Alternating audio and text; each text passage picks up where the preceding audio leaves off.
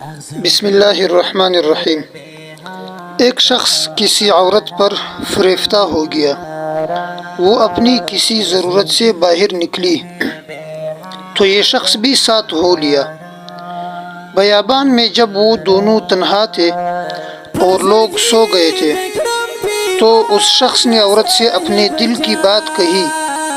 وہ عورت کہنے لگی، دیکھو کیا سب لوگ سو گئے ہیں؟ وہ شخص اس کی بات سے بڑا مسرور ہوا اور یہ سمجھا کہ شاید اس نے حامی بھر لی ہے۔ چنانچہ وہ اٹھا اور قافلے کے گرد چکر لگا کے دیکھا تو سب لوگ واقعی سوئے پڑے تھے۔ واپس آ کر اسے بتایا کہ ہاں وہ سب سو گئے ہیں۔ تو وہ عورت بولی، اس گھڑی تمہارا اللہ تعالیٰ کے بارے میں کیا گمان ہے؟ کیا وہ بھی سو گیا ہے؟ وہ شخص جھلا کر بولا، اللہ تو نہیں سوتا، سونا تو دور کی بات اس سے تو اونگ اور نیند بھی نہیں آتی۔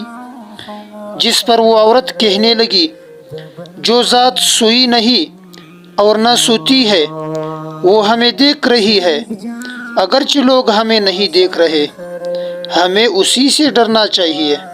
چنانچہ اس مرد نے اللہ تعالیٰ کے خوف سے اس عورت کو چھوڑ دیا اور پکی توبہ کر لی اور پھر اپنے وطن واپس آ گیا۔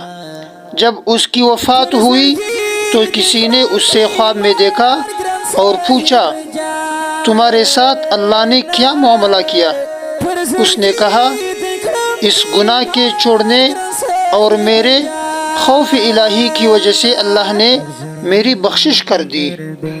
دوستو، آئے ہم بھی عہد کریں کہ اپنے ہر گناہ سے اور اپنے ہر قصور سے یکسر اور یکساں توبہ کرے اور اللہ کے حضور گڑ گڑائے اور اللہ تعالیٰ سے اپنی گناہ معاف کروائے۔